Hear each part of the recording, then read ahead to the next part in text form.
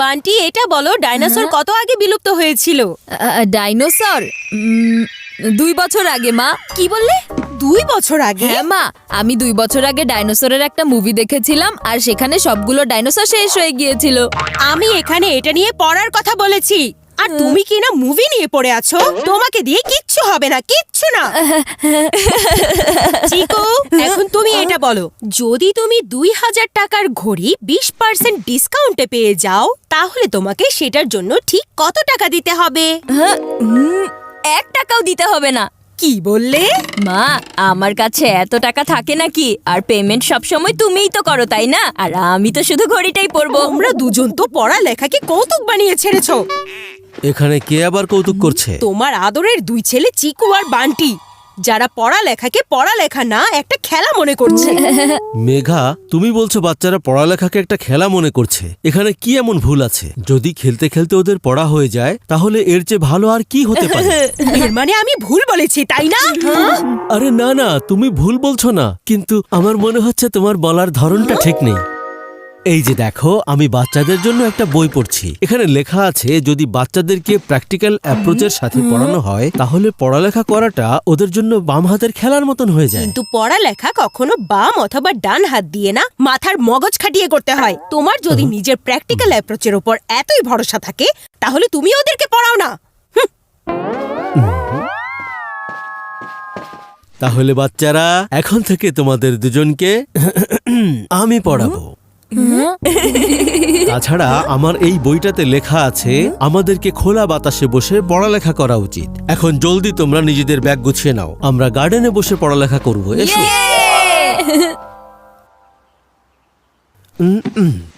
আচ্ছা চলো, সবার আগে ম্যাথ দিয়ে শুরু করি। ওকে চিকু, ধরে নাও তোমার কাছে এখন 5টি আম আছে, আর বান্টি তোমার কাছেও মনে করো 5টি আম আছে। এখানে আমার কাছে তো কোনো আম নেই, তাহলে কিভাবে ধরে নেব বাবা?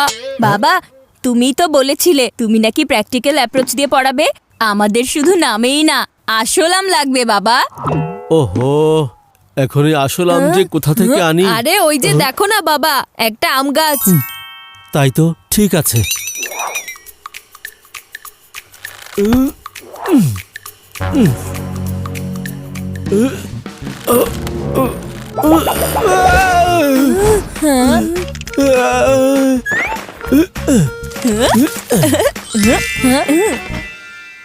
এভাবে আম পাড়া কোনো সাধারণ ব্যাপার না। আরে জলদি করে তোমাদের আমগুলো ক্যাচ করো।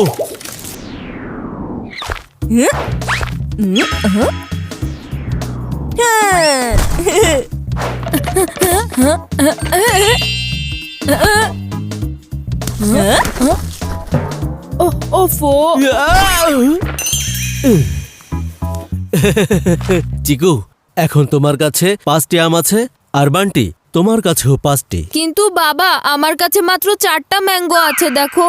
আর সেটার কারণ হচ্ছে 5 নম্বর আমটা তুমি ক্যাচ করতে পারোনি, তাই তুমি মাত্র 4টি ম্যাঙ্গো ডিজার্ভ করো। বেশি হিরো হওয়ার চেষ্টা করো না, ঠিক আছে? আমার হিরো হওয়ার কোনো দরকার নেই, আমি তো জন্মগতভাবে একজন হিরো। কিন্তু তুমি তো একটা জিরো, বিরাট বড় জিরো। হ্যাঁ, তুমি আমাকে জিরো বললে? আরে শান্ত হয়ে যাও, তোমরা দুজন একটু শান্ত হয়ে যাও। মাত্র একটা ম্যাঙ্গো, এটা সাধারণ বিষয়। আমি এখনই গিয়ে আরেকটা ম্যাঙ্গো নিয়ে আসছি।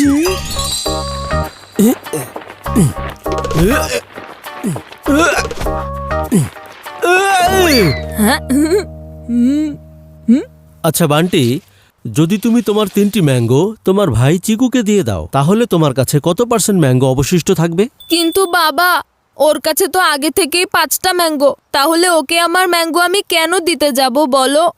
ওফো, আচ্ছা ঠিক আছে, তুমি তাহলে বান্টিকে 3টি ম্যাঙ্গো দিয়ে দাও। কিন্তু বাবা, এখানে 3টি ম্যাঙ্গো তো আমি ম্যাঙ্গো শেকের জন্য রিজার্ভ করে রেখেছি। এখন আমার কাছে মাত্র 2টি ম্যাঙ্গোই বাকি আছে। আরে এই চিকু চানাচুর কবে থেকে আবার ম্যাঙ্গো শেক খেতে শুরু করেছে? হ্যাঁ, ওহো, এই ম্যাঙ্গো শেকের কথা জানি না, কিন্তু তোমরা দুজন অবশ্যই আমার ব্রেন শেক করে দিবে। আচ্ছা বাদ দাও, এখন আমার পরের প্রশ্নটা খুব ভালো করে শুনবে, ঠিক আছে? তোমাদের দুজনের কাছে টোটাল 10টা ম্যাঙ্গো আছে। 10টা ম্যাঙ্গো যদি আমি এখান থেকে 50% ম্যাঙ্গো নিয়ে নেই, তাহলে তোমাদের কাছে ঠিক কয়টা ম্যাঙ্গো বাকি থাকবে? 6টা না 5। আরে 5 না 50।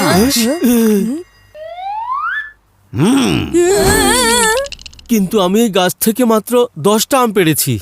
আরে আপনি 10টা আম পারতে গিয়ে এখানে যে 40টা আম ঝেড়ে ফেলেছেন সেটার কি হবে?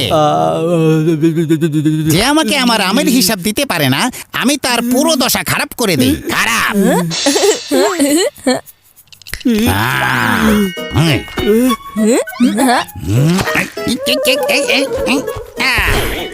ছাড়বো না আমি তোমাদেরকে। আগে আমাদেরকে ধরে তো দেখাও। আরে জলদি চলো এখান থেকে, জলদি।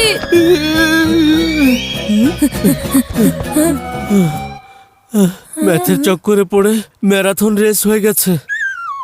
এখন সায়েন্সের চক্করে একটু ঘোরাঘুরি হয়ে যাক। কিসের ঘোরাঘুরি?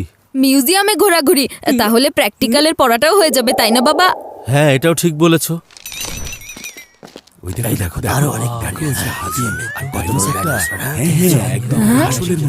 ডাইনোসর এই পৃথিবীতে 245 মিলিয়ন ইয়ার্স পর্যন্ত ছিল।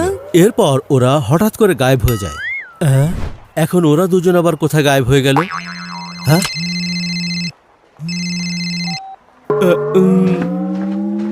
হ্যাঁ মেঘা, বলো। তাহলে বলো, কেমন চলছে তোমার প্র্যাকটিক্যাল পড়ালেখা? খুব ভালো চলছে।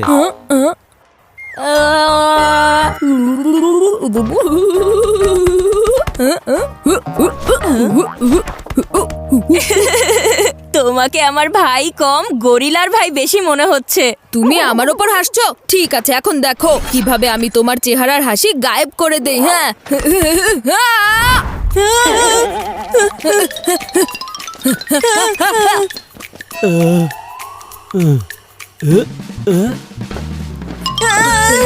আরে ছেড়ে দাও বান্টি।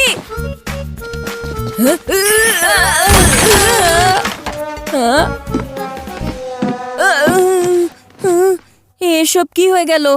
এসব কিছু তোমার জঙ্গলি আচরণের কারণে হয়েছে। তোমার দোষ আমার উপর শিফট করে দিচ্ছ। হ্যাঁ, যদি আমি পারতাম তাহলে তোমাকে অন্য আরেকটা প্ল্যানেটে শিফট করে দিতাম। এখন ঝগড়া বন্ধ করো আর এটা জোড়া দিতে আমাকে হেল্প করো।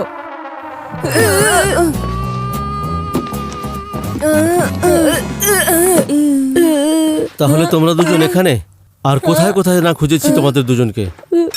হ্যাঁ, তাহলে আমি তোমাদেরকে ডাইনোসরের বিষয়ে বলেছিলাম। ডাইনোসররা টিকটিকির পরিবারের একটা অংশ বলতে পারো তোমরা। কিন্তু তোমরা তো এটাকে গরিলার ফ্যামিলিতে শিফট করে দিয়েছো। এ কথাটা কে বলছে? আমি তো শুধু বলেছি, কিন্তু আপনি এটা কি করেছেন? আরে এটা কে করেছে? আরে এই প্রশ্ন তো আমার আপনাকে করা উচিত। বাবা, এই সময়টা প্রশ্নের উত্তর দেওয়ার জন্য না, এই সময়টা পালানোর জন্য।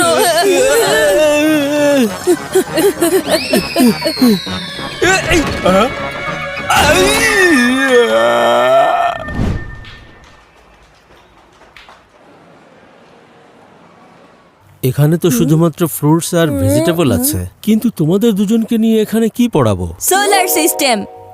সোলার সিস্টেমের ফ্রুটস আর ভেজিটেবলের সাথে কি যোগসূত্র আছে? বাবা, যেমন আমাদের প্ল্যানেটস গোল গোল হয়, তেমনি অনেক ধরনের ফ্রুটস আর ভেজিটেবল আছে যেগুলো গোল গোল আকারের হয়। বাবা চিকু, সাব্বাস সাব্বাস, গুড আইডিয়া। এখন তোমরা দুজন জলদি করে সব রাউন্ড শেপের ফ্রুটস আর ভেজিটেবল আমার কাছে নিয়ে এসো, ওকে?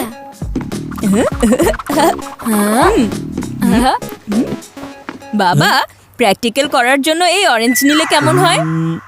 না না না, এই অরেঞ্জটা অনেক ছোট। সোলার সিস্টেমের জন্য বড় কিছু নিয়ে এসো। ওকে বাবা। আঙ্কেল, একটা বড় ফ্রুট দিন না। ওয়াটারমেলনের থেকে বড় ফ্রুট পাওয়া যাবে না, মজা করে খাও।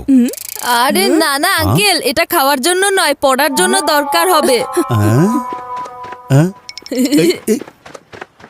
কি হলো বান্টি, এবার কি বাজলো তোমার ঘন্টি?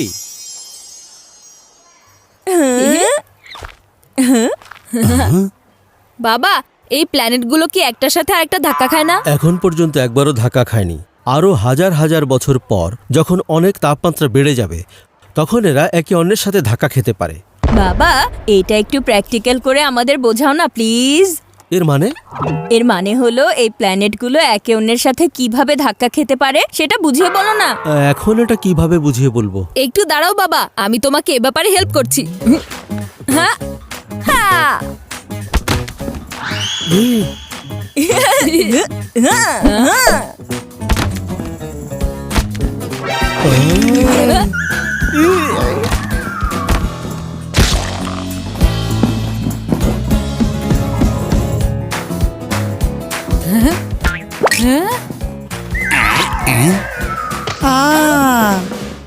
এটা আপনাদের কোনো প্ল্যানেট না, আমার ফ্রুটস একটার সাথে আরেকটা ধাক্কা খাচ্ছে আর সেগুলো ভেঙে যাচ্ছে।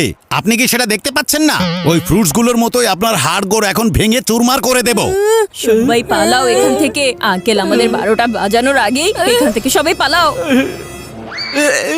এই দাঁড়ান, জানো, আজ থেকে বাচ্চাদের পড়ানোর সব দায়িত্ব রাজীব নিয়ে নিয়েছে।